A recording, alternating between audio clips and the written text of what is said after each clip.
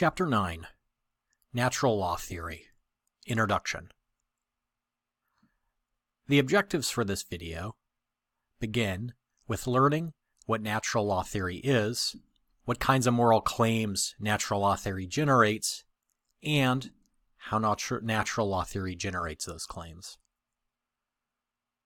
You're going to have the opportunity to compare natural law theory to consequentialist and deontological moral theories, and you'll get to discover how to handle exceptions to natural law theory using the principle of forfeiture. So, natural law theory starts with the claim that everything has a natural function that serves to achieve some desirable end or goal, and that this end toward which nature is aiming has natural value. It then adds the fundamental moral principle that we should maintain and promote the natural values that nature is aiming toward. This creates moral obligation for us to act in support of these natural values. So here's an example. Living organisms have a variety of biological mechanisms and instinctive behaviors that preserve life. Since part of the very nature of living things is to preserve life, life has natural value. So, we ought to cooperate with nature in maintaining this good. This leads to moral obligations to care for the well-being of ourselves and others while being prohibited from acting in ways that could harm the innocent. Natural law theory identifies several foundational values. Promoting these values is right, according to natural law theory, and anything that we do against these values is wrong. These foundational values often include things like life and health, procreation, knowledge and the use of reason, and social interaction. By applying the fundamental principle that we should maintain and promote these natural goods, natural law theory can derive additional moral values and principles.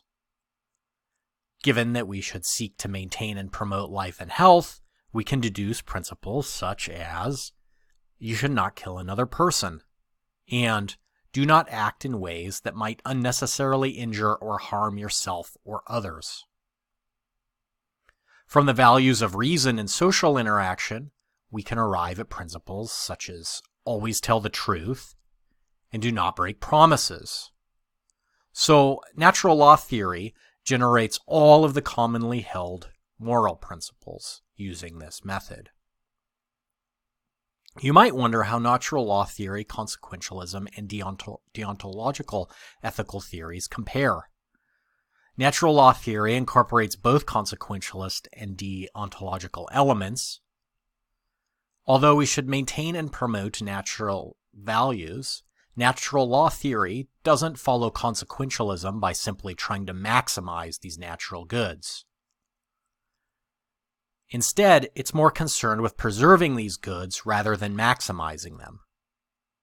However, when an act's consequences undermine these goods, natural law theory will often judge that these actions are wrong.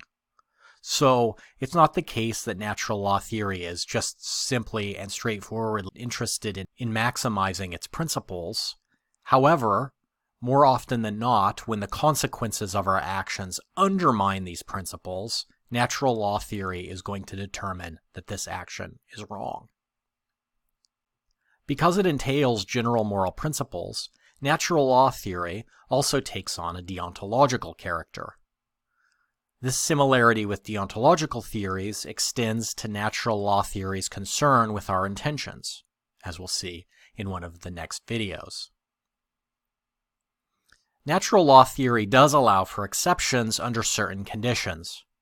So, for example, killing another person is normally wrong, but it could be justified if you're forced to kill someone in self-defense, for example.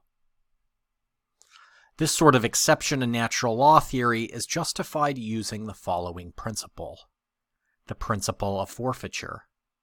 By deliberately attacking or threatening an innocent, an individual or nation, forfeits its own moral claims to live or to exist. Here, an innocent is a person or nation that has not attacked or threatened another person. The thinking behind the principle of forfeiture is that by attempting to harm another, an attacker ceases to be an innocent.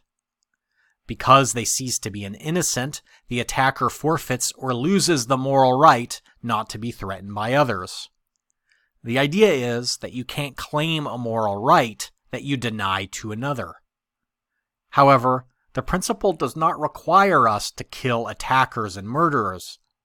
It only justifies doing so. If an attacker can be stopped without being killed, this would be preferable to natural law theory. Okay, so here are some questions that you should be able to answer. What kinds of moral claims does natural law theory generate? How does natural law theory generate these claims? How does natural law theory compare to consequentialism and deontological moral theories? What's the principle of forfeiture, and what does it allow?